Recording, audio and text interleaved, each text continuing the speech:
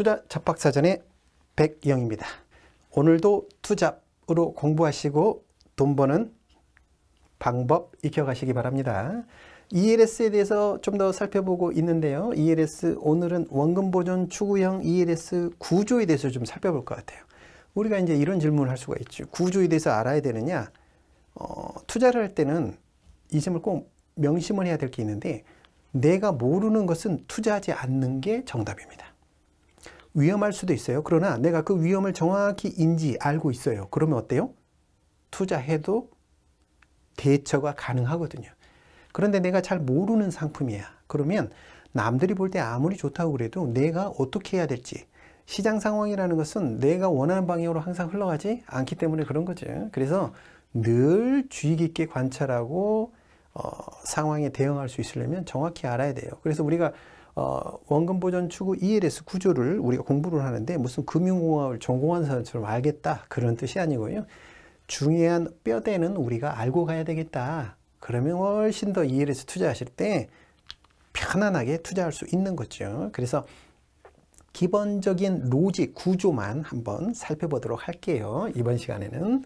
자, 우리가 이제 이런 거죠. 예를 들어서 고객이 100원을 가져오셨어요. 100원.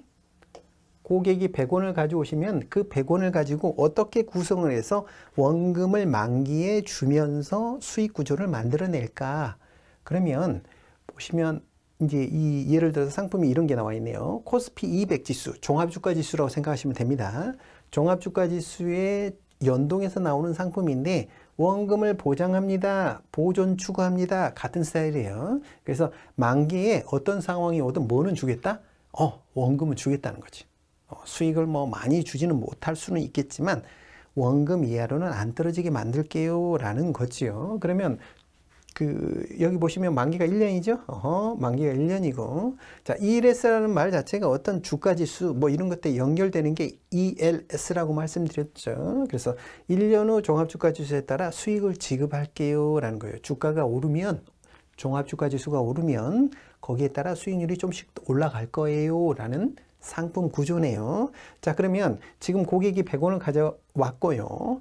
1년짜리 채권이 만약에 5%, 그러니까 좀 높게 잡았네. 금융기관에 가서 우리가 예금을 할 때 1년짜리 이자가 5%라고 대략 가정을 해볼게요. 그러면 원금을 어떻게 맞춰줄까 생각해 보면 이 5%에 해당하는 이자 부분을 분리하는 거예요. 다시 한번 원금 100원을 가져오셨는데요. 원금 100원에서 95원과 이자 정도 되는 5원을 분리해 가지고 운용을 해요. 이 95원 가지고 정확하진 않아요. 이제 정확한 금액은 여기 나와 있어요. 요거는 한번 보시면 되고요. 대략 5% 정도라고 하면 95원의 자금을 채권을 사는 거예요. 안전한 채권을 사게 되면 어때요? 만기에 요게 불어나겠죠? 그래서 대략 100원에 이르게 될 거예요. 정확히 말하면 95.24원을 사야 되는데, 자, 95.24원은 뭐 그리 중요치는 않고, 그래서 95원 정도 가지고 우리가 만기에 1년 후에는 이 채권이 불어나서 원금이 되는 거예요. 그거 가지고 어떻게 해요? 이걸로 원금을 충당하는 거예요. 그러면 나머지 주가가 오를 때 좀 더 많은 돈을 드리겠습니다 라고 우리가 약속한 게 있잖아요. 그 구조는 어떻게 맞추느냐? 이 5원 가지고 맞추는 거예요. 자, 그래서 원금 부분은 1년짜리 채권에 투자해서 만기에 100원을 만들게 되는 거고요. 이 나머지 수익 부분, 즉 5원 가지고 이 수익 구조를 사오는 거예요. 그 수익 구조를 일반적으로 이제 뭐 콜 구조니 뭐 다양한 이름들을 붙이는데, 중요한 건 뭐냐? 주가가 오를 때 함께 따라 오르는구나. 그 비율을 참여율이라고 하고요. 그걸 가지고 보시면 이런 거죠. 주가 지수가 오를 때 내가 돈을 더 벌 수 있는 수익 구조, 대표적인 게 콜 구조예요. 그래서 콜 옵션을 매수를 하는 거예요. 그렇죠. 우리가 이제 이 시간 말고 다른 시간에 이게 뭐 콜이 뭔지 풋이 뭔지 이런 것들은 이제 조금 더 우리가 살펴보기로 하고요. 대략 이 정도만 이해해 주시면 되겠네. 수익 구조를 사오는데 주가 지수가 오르면 어떻게 해요? 같이 따라오는구나. 그 비율은 참여율에 따라 조금씩 바뀌겠구나. 그렇게 해서 우리가 이제 수익분 5원을 가지고 구조를 사와서 어떻게 해요? 주가가 오르면 이자를 더 드리는 거예요. 수익을. 그리고 만약에 꽝돼요. 떨어지거나, 그렇죠? 원하는 만큼 오르지를 않았어요. 그러면 거기에 맞춰서 원금 혹은 조금의 이자, 그렇죠. 이렇게 지급이 되는 거예요. 이렇게 해서 구조를 맞추는 게 원금 보장형이구나. 그럼 여기서 질문 하나 드릴게요. 지금 금리가 어때요? 금리가 많이 떨어졌죠. 금리가 떨어지면 요 원금을 맞추려면 이 원금이 지금은 5%니까 95죠. 만약에 2%라면 98원을 준비해야 되겠지.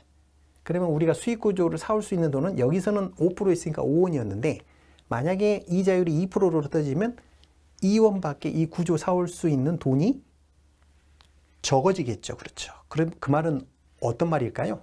우리가 좋은 수익 구조를 사오기 어렵다는 거예요. 금리가 떨어질수록 좋은 수익 구조를 사오기 힘들다는 뜻은 뭐예요? 목표 수익률이 떨어진다는 거지. 금리가 떨어질 때마다. 그래서 이게 상품 구조가 예전처럼 좋게 나오기가 힘들어요. 이제 그런 것들을 생각하시면서 한 가지만 더 약간 이제 불 스프레드 구조인데 이게 어떻게 형성이 되지? 요거 한번 보여드리기만 할게요. 이걸 가지고 뭐 크게 공부하시고 뭐 이럴 건 아니라 이런 구조들을 통해서 원금 보장형 상품들이 형성이 되는구나. 그래서 파생 상품 구조를 이런 식으로 짜가지고 수익 구조를 만들어내는구나. 이런 걸 전문적으로 하는 것을 금융공학이라고 그래요. 공부 많이 해야 돼요. 수학을 많이 해야 되더라고요. 여러분도 기회가 되시면 이런 쪽에 관심이 많으시면 금융공학을 공부하시게 되면 이런 것들을 통해서 다양한 상품을 만들어내는 거예요. 짜내는 거죠. 그런 거 한번 해보시면 굉장히 앞으로도 계속 발전할 수 있는 산업이고 필요한 부분이거든요. 관심을 한번 가져보시면 좋을 것 같고요. 그래, 자, 일단은 기본적으로 소개해드릴 게 불 스프레드 구조예요. 스프레드 구조라는 말 자체는 이렇게 얇게 펴 바르다, 이렇게 사고 파는 걸 함께 해가지고 그 마진 차이를 먹는 구조가 스프레드 구조예요. 그래서 스프레드라는 말이 나올 때면 사고 파는 거래를 함께 하는구나 라고 알 수 있는 거고요. 불 스프레드라고 했으니까 불이라는 건 뭐예요? 황소, 즉 오를 때 먹는 거죠. 그래서 기본적으로 사고 파는데 어떨 때 먹는다?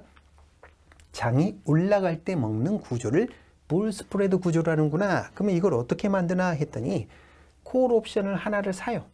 뭐 행사 가격이 낮은 건데 뭐 이건 그리 중요치는 않고요. 중요한 거는 콜이라는 거는 오를 때 먹는 구조예요. 가령 삼성전자가 5만 원인데 행사 가격이 삼성전자가 만기 일정 기간 후에 오르면 먹는 거야. 그러면 5만 원인데 만약 삼성전자가 5만 5천 원이 됐어요. 한 달에 정했다고 그러면 만기를 한 달 후에 5만 5천 원이 됐지만 나는 얼마에 사요? 미리 정한 행사 가격 5만 원에 살 수 있는 거예요. 보는 거죠? 이런 식이 콜이에요. 그래서 정해진 가격으로 미리 사요. 그럼 떨어지면 행사 안 해도 돼요. 그러면 상대방은 그 거래의 상대방은 오를 때는 당신이 먹고 떨어질 때는 내가 마음은 손해보나? 그걸 막기 위해서 프리미엄이라는 걸 줘요. 그래서 일정 비용이 들어가는 거예요. 그래서 이런 구조가 되고요. 그러면 하나를 또 매도를 해요. 왜냐하면 사고 파는 거래를 함께 하는 게 스프레드 구조라고 그랬죠. 그러면 행사 가격이 좀 더 높은 걸 하나 팔아요. 팔았기 때문에 프리미엄을 받아요. 혹시나 이해가 잘 안 된다고 너무 걱정하지 마세요. 그냥 구조의 흐름만 이해하시면 돼요. 요 두 개를 딱 합치잖아요. 그러면 마지막에는 이런 구조가 돼요. 그래서 보시면 마이너스도 제한이 되어 있고요. 플러스도 제한이 되어 있죠. 그런데 기본적으로 오를 때 먹는 구조가 최종적으로 이 구조가 형성이 됩니다. 이게 불 스프레드 구조라는 거예요. 요렇게 그러면 우리가 이제 예를 들어서 100원을 집어넣고요. 95원은 1년짜리 채권으로 만기를 맞추고 나머지 이제 5원 가지고 이런 수익 구조를 사오는 거예요. 그래서 오르면 어때요? 함께 오르다가 제한이 돼 있죠. 왜냐하면 마이너스를 막았기 때문에 플러스도 제한이 될 수밖에 없는 거예요. 세상에 공짜는 없는 거거든요. 내가 더 벌고 싶어요? 그러면 마이너스를 더 열어줘야 돼요.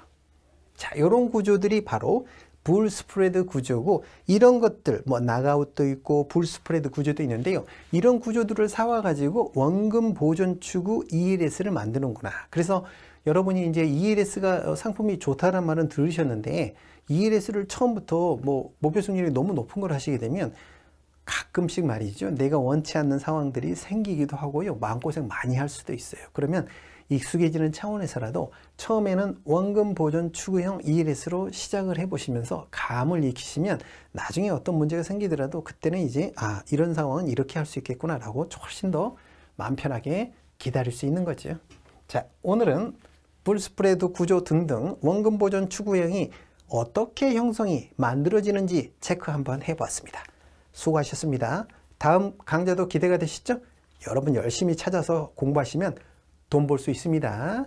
궁금하신 거 ELS 추가적으로 다른 뭐 주식이든 채권이든 여러 가지 투자 상품들, 뭐 리츠든 부동산 상품이든 좋아요, 구독, 댓글 달아주시면 저도 더 열심히 뛰겠습니다. 감사합니다.